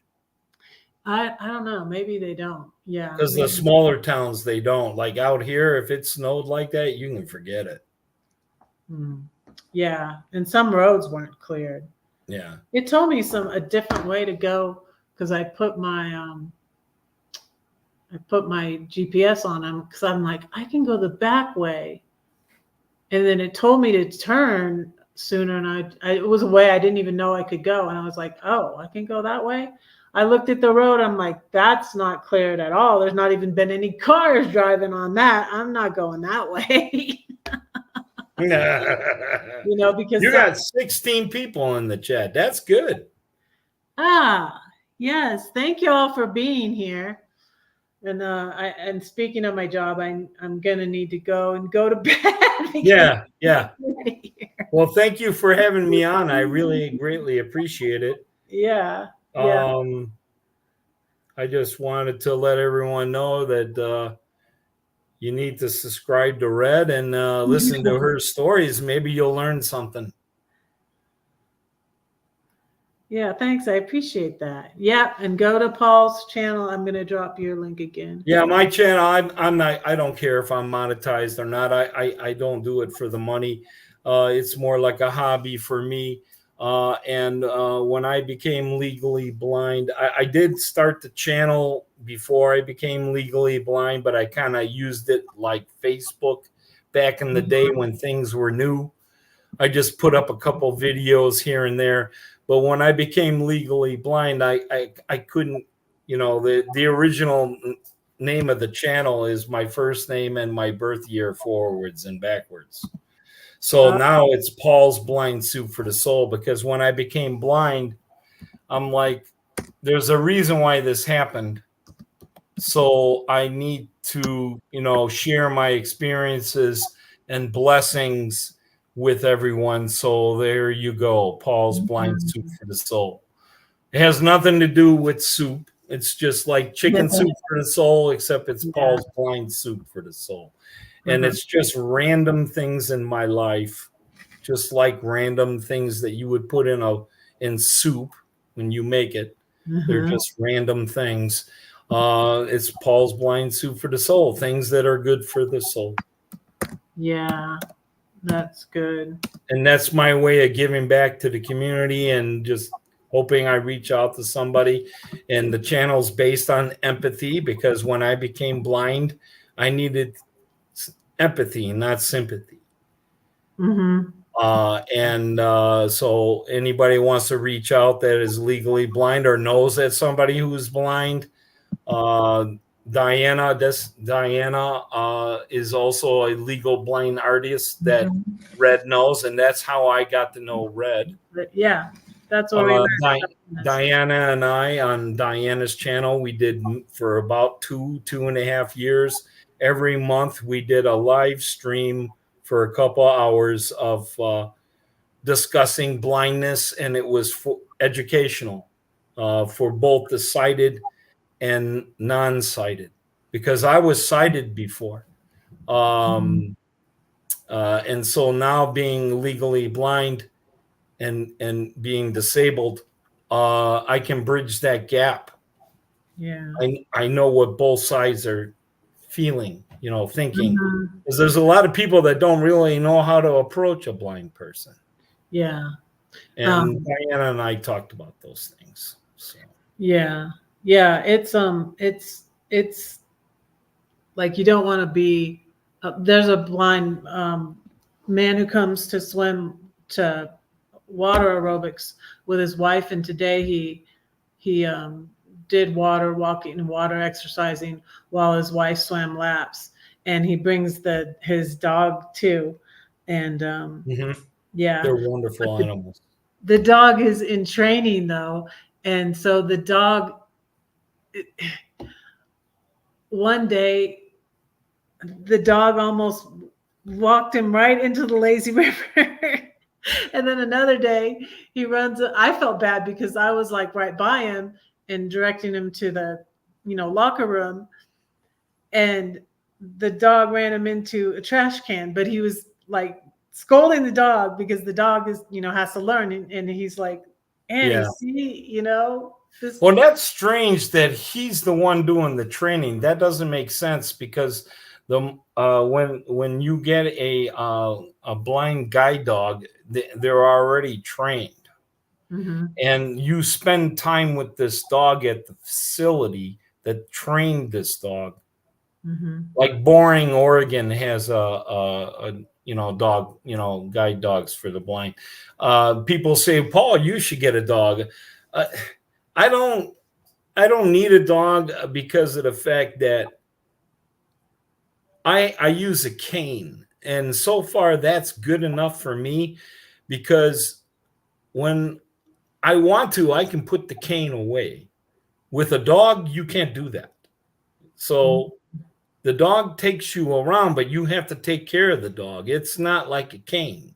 So there's a big responsibility to own a dog. And I'm just went through a situation where my dog Baci, which also I have a video of, Baci the Wonder Dog, BACI, which is Italian for kiss, because he loved to give kisses.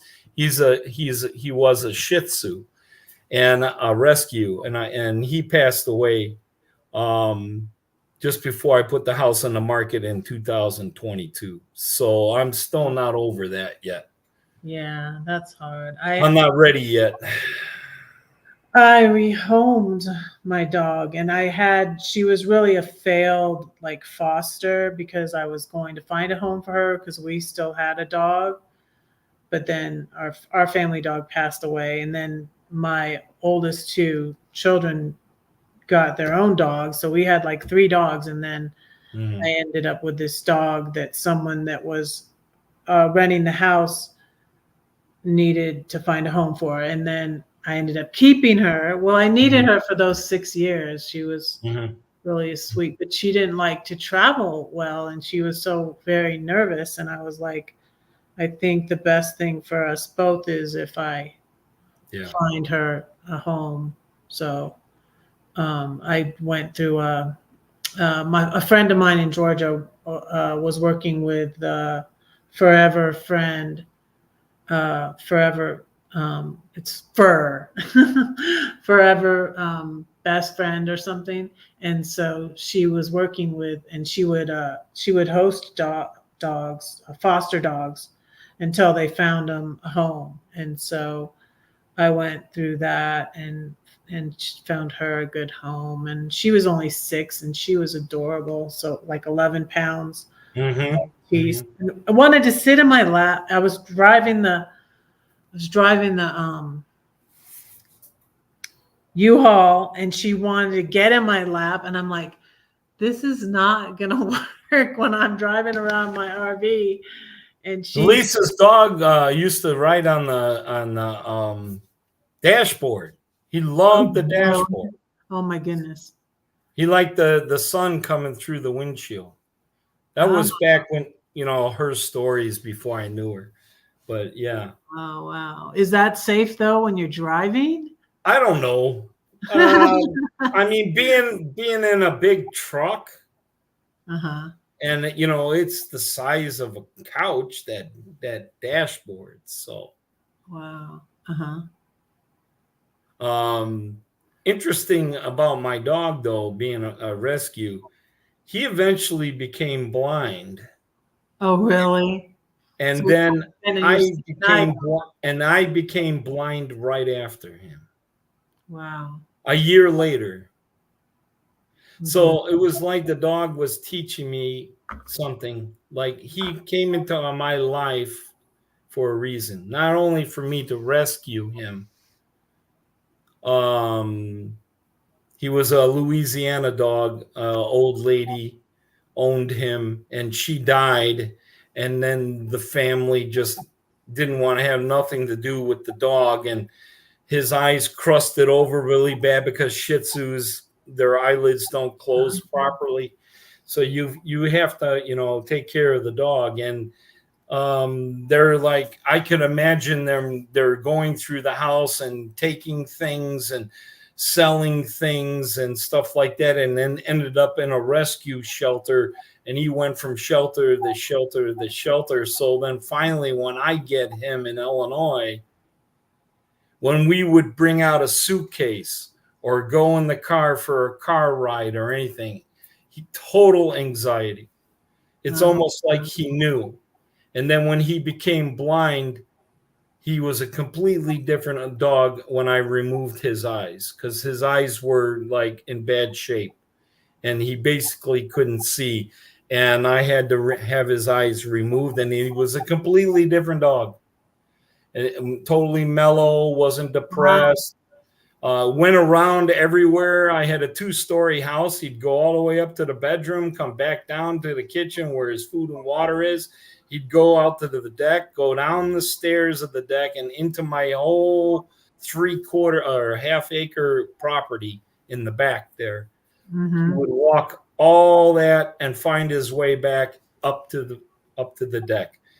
9 times out of 10, sometimes I'd have to go out there and get him, especially if it was too cold or hot. But Mm-hmm. other than that, he would find his way. And he taught me, because when I became blind, how did I adjust to that? Well, if a dog can do it, I can do it. Mm-hmm. You know what Yeah. I'm saying? Uh-huh. Yeah. If my dog Bocce can do this, so can I. I'll find a way. I'll use a cane, something, right? Yeah. And then, obviously, I've went to some classes and support groups and learned more about blindness and so on and so forth. So yeah, Mm-hmm. Um, things yeah, happen and for that a makes reason. me think of so actually that's in like there's so many things that we don't think of, Paul. Like you're saying, like Lisa said that your house wasn't ready, but then Yep. also your dog, you know, Yeah. and your dog wouldn't really be hard for them It to. would be hard for him to for the move. Exactly. Lisa mentioned that. She said it was a blessing in disguise that he passed away because Yeah. yeah, Uh, we had to put him down. He I blame myself. I left the door open to the basement because I had some people giving me an audit for the basement, how much to clean up the basement to make it perfect. mhm. And when I went down there, I forgot to close the door, and he fell down the stairs. And then he, his legs weren't, the back legs weren't working after that. Oh. And he was miserable and he was howling. And I took him to the vet, and the vet said, well, he had issues with his back before with a nerve. Sometimes his leg would give out on him. I mean, he was very old. He lived to almost 18 years old. Wow. He Mhm. he would have been 18 in 2 weeks after his death, but he almost made it to 18, and his leg kept giving out on him. And then this was like the straw that broke the camel's back, I guess. But Yeah. the vet said that there is swelling there. There's issues there that she sees on the x-ray that eventually he would have had this problem anyway. So Mhm. she's not sure the stairs caused it. Yeah. But she said two things are going to happen. Either the swelling's going to go down, he's going to get better, or it's going to get worse. And they got worse. So I had to put him down. Oh. That was the hardest thing ever. Yeah. So this made me remember something too. So I had this neighbor in Georgia. She was a sweet old lady named Fran, Mm-hmm. and she was getting up there. I think she was almost 80. And when I would go walk, I would go see her, right? And she had this old dog. Well, really sad story. Her children. She had 4 children, and her ex-husband was messing with a radio, one of those CB radios, not like a radio thing. And they were in a car wreck because of her husband, Mm-hmm. and she lost 3 of her children. It's just so sad. She told me the story, and this was like back in the 70s or something. And only her oldest, I think it was her oldest son, lived, and her ex died, passed away too. But and he was abusive to her also. But anyway, so her and this is interesting too because I believe he lived in Oregon.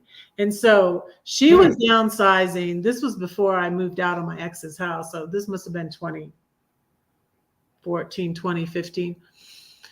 So she was going to move across the country to live with her son because she was, getting to be 80, and she was selling all her stuff, and she had this her old dog too.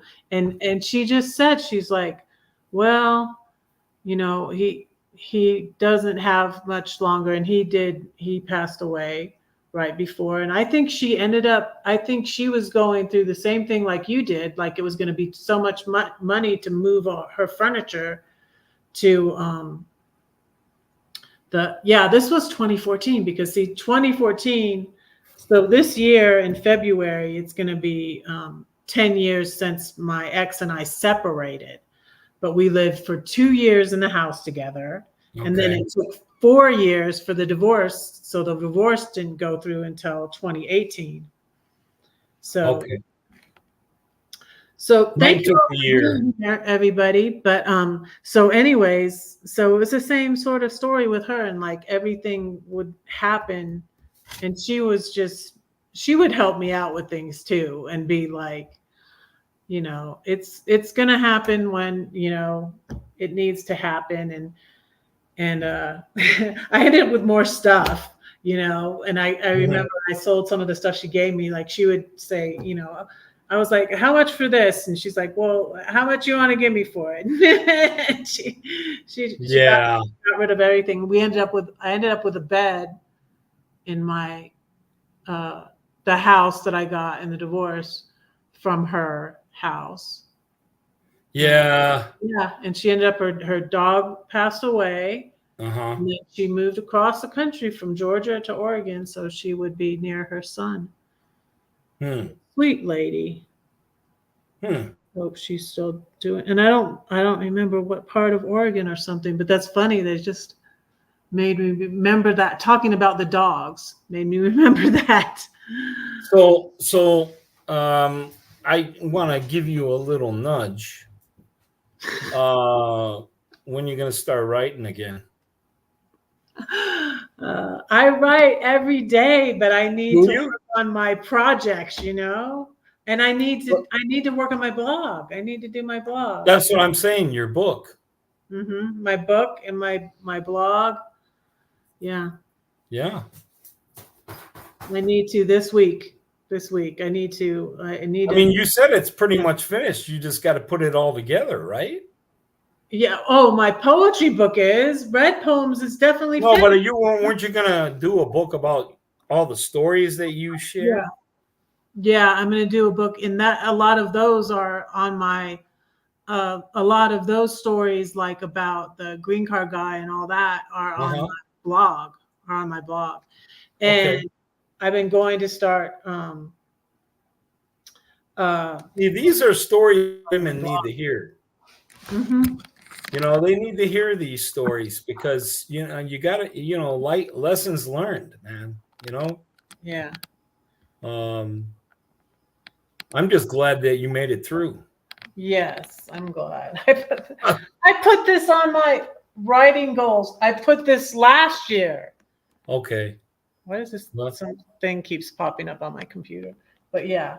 And then my yeah. words are courage, discipline. This is my new word for 2024. But courage and focus. I need to say Courage and and focus. pray. Yeah. Well, pray is always my word. And then, I Praying. need to Yeah. make goals. I need to make Well, goals. everyone here in the chat, we need to start praying for Red for guidance, to stay focused, Yeah. and to help her, settle down and so that she can do the proper research and really find it, where Red can, God can show her where her perfect place is. Yeah. You Maybe know, maybe I'll be Paul's neighbor. it might be, you might be. That sounds like a good place too. And if it's Well, cheap, yeah, it's that's what I love about Klamath is because like people say like, do you like the mountains or do you like the ocean? And it's like it's got both. It's perfect. It's got mountains and the ocean yeah, and the redwood forest. I love it. yeah. Yeah. And it's not far from Oregon either. So Well, the nice thing about the Oregon, especially where I'm at, is the weather. It's like this perfect bubble. So it's like I'm just like overwhelmed. Like, wow, it's more perfect than I thought. You know, mm, and every day another thing that not just prayer, gratitude. You need to be thankful for what you have, not what you don't have. yes. And the gratitude helps me with my anxiety and Yeah, depression too. yeah, It because keeps me out of that. So when I wake up, the first thing I do is make coffee. And yeah, then I enjoy that cup of coffee. I actually smell it. I I love taste it. I'm mhm. looking around. I'm smelling the mountain air. How lucky and blessed I am to be here. And it's only been 15 minutes. And I'm already finding things to be grateful for. So that's what everyone needs to do. Even if you're in a situation that's not the greatest, there's always something good to be grateful for. Yeah. And when you focus on that, your attitude and spirit and soul changes. And you don't start talking like that person, oh, why do always things happen to me and bad guys come into my life and all that. You say, I have the perfect guy, or I have the perfect relationship. Mm-hmm. I have the perfect house. I have the perfect situation. Mm-hmm. Look at what I have here. I have this beautiful cup of coffee and I'm tasting it and it's wonderful. Some people can't even taste. How Yeah. horrible could that be? I'm Yeah. blessed that I can taste. Yeah. That's my favorite. I'm blind, yes, but I can taste. I can hear. I can feel. I can smell. Mm-hmm. I can walk. Yeah. That's what I Imagine love that. about you and like Diana. You just have such great attitudes and a positive outlook about everything. And when I can remember thinking, um, especially thinking about Diana when I had that situation with my eye when I was coming back from Yeah, Europe, I was worried about you there. Yeah, and I I was remember. I like, go, yeah, corneas are no joke.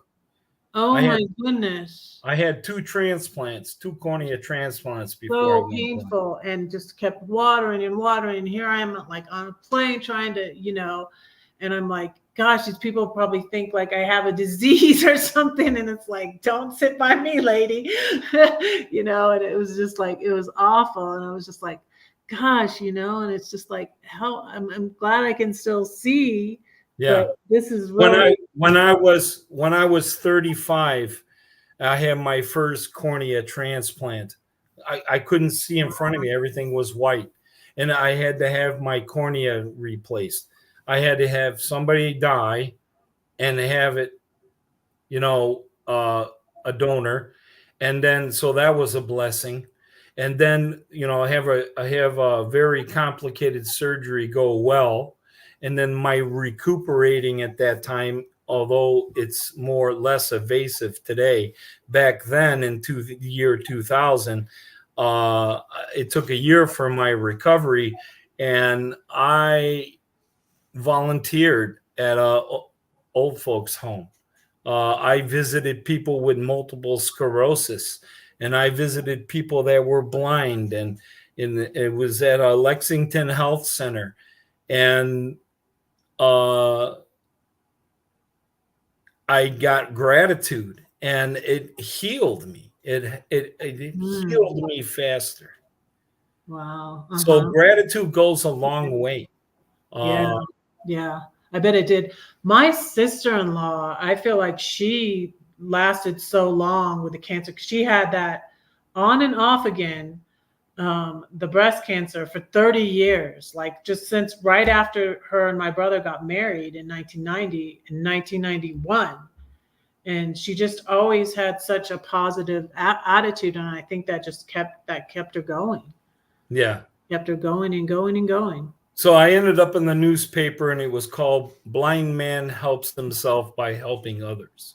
Oh, that's cool. And that's out in the northwestern suburbs of Chicago. You might be able to Google Chicago Tribune and put in that title, and you might see me in one of the archives. It's back in 2001, I think the month of February. You might be able to read up on it online.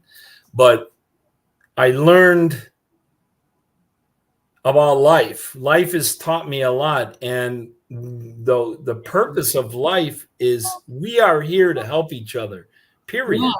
That's why we're here. Yeah. We're here Yeah. to learn from each other, Yeah. our life Just lessons, our what life Jesus did, experience. Jesus went about doing good. That's what the Bible says, that's Mm-hmm. what we're supposed to do. Mm-hmm. Jesus went about doing good, yeah. And you know, you may be able to help someone monetarily or advice, or there's lots of ways to help people. Mm-hmm. Mm-hmm. And if everyone would help each other instead of being at each other, this would be a completely different world. Yeah.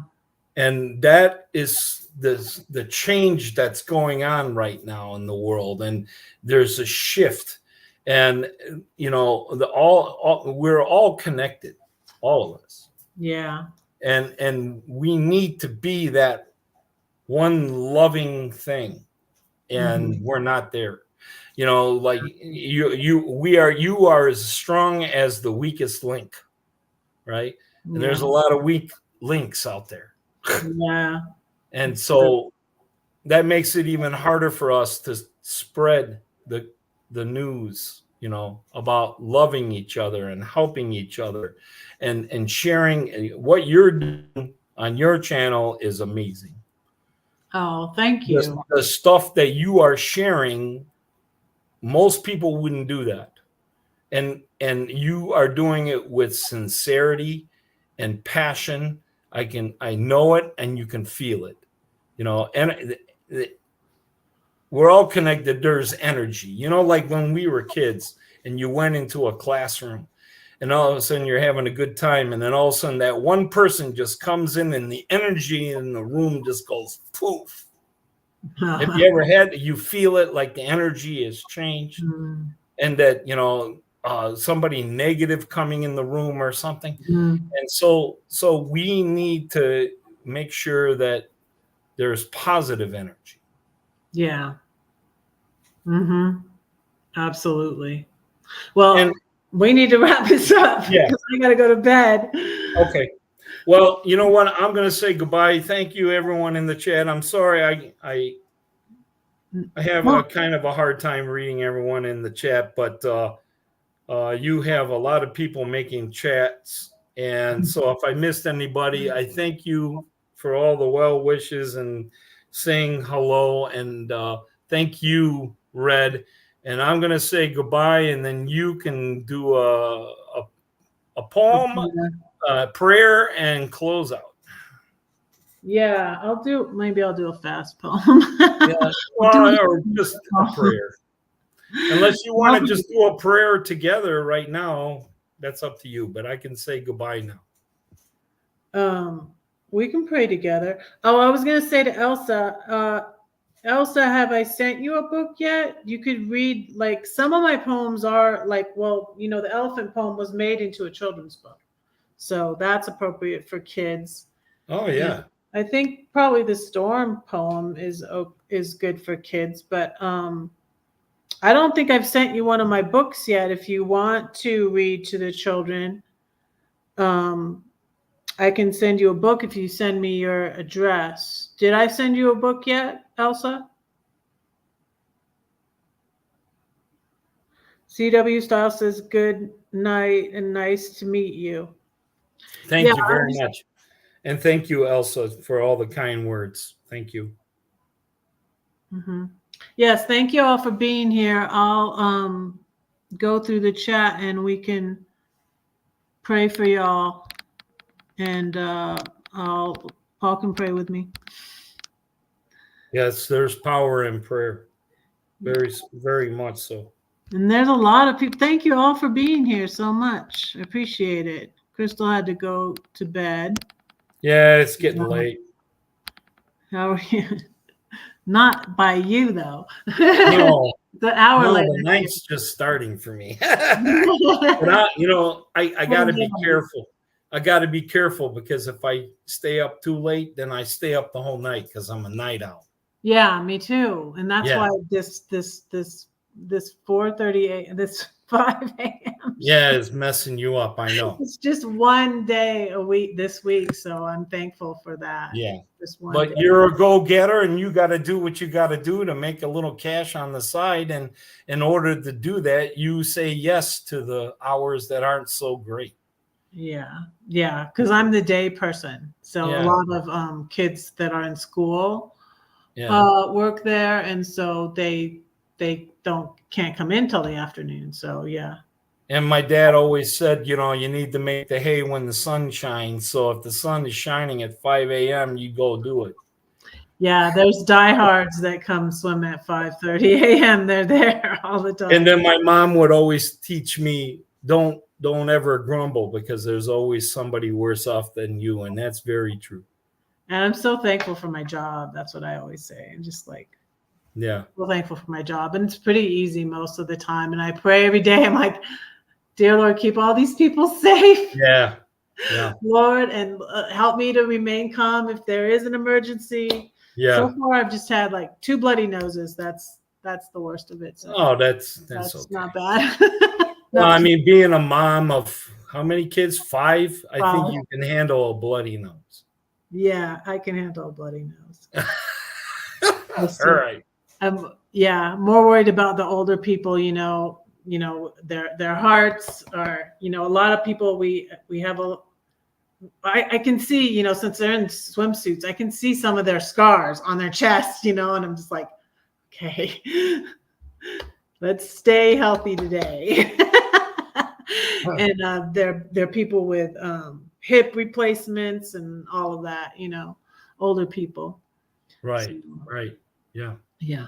So let's pray for everybody. Yeah. I'll start, and you could finish us out. I try to go through the chat and get everybody. Well, I'll start, and then you can finish the end. Okay. Let's do that. So, Father, we thank you for today, and we thank you for all the life lessons that you give us. And Father, thank you for everything in the people in the chat, and for this opportunity for me to be here to tell my story. And hopefully I've reached out to someone. I just spread your will through my life experiences, and that we just love one another, and that we're here to help each other, Lord. And bless this channel, Lord, for Red. She is such a strong woman, and thank you for giving her that strength and being a steward and showing the right way to get out of bad situations, and life experiences that she shares helps with that. And just keep everyone safe, and thank you for this opportunity. Go ahead, Brent. Dear Lord, thank you for Paul and for him sharing with us tonight. And I pray you continue to bless him. Thank you so much for his perfect house he's found for him and his wonderful place in Oregon, Lord. And I know that you're going to lead me to a home someday that I'm going to be able to buy and not just rent, Lord. But I thank you right now for this apartment. I love this apartment. And thank you for leading me here, and for my car that I found and my job. Thank you so much, Lord. I pray you bless all these people here today. Please be with CW Style, and be with Brenda Berner, and be with Lori.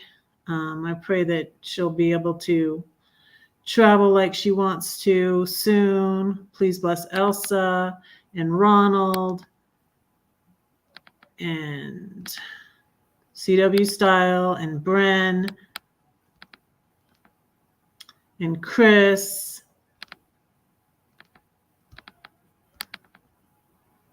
Thank you for the new people that were here.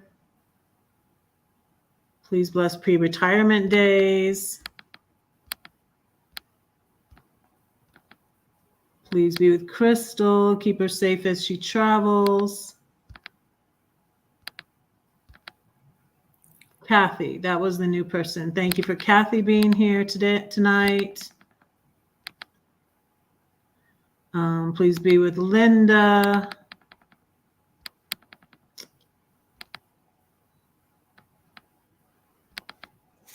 Kenneth Wilkinson.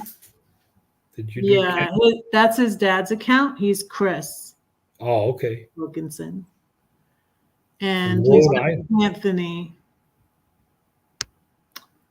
And Lord, I pray for all our children. I pray that you would bless them and watch over them and keep them safe, Lord. And I pray that you would draw them to you, that they would know that you're real and that you love them and that we love them, Lord. I pray that you might soften Paul's kids' hearts and my children too, that I'm not in contact with, that they might be open-minded to at least talking to us once in a while. Yeah. But just help us to forgive. Not just the when they need something. Thank you. Yeah, not just when they need something. We pray all these things in Jesus' name. Amen. Amen. Thanks again. Thanks. Yes. Alrighty. Thanks so much for being here. I'll let you sign out. Okay. Bye. Bye, everybody. Take care. Bye, Paul. Thanks so much. All right. I'm going to go, guys. Thank you so much for being here. Oh, thank you, Elsa. Yeah, send me your address, Elsa, if you'd like me to send you a book, a 7-story tree book. I don't have one over here to show you, but you know what they look like. They're green. They have a tree on them. Love you all. I'm going to bed now. Don't say that no one cares for you, because I do, and God does too. Don't forget to pray for Red, because Red is praying for you. Love you. Good night.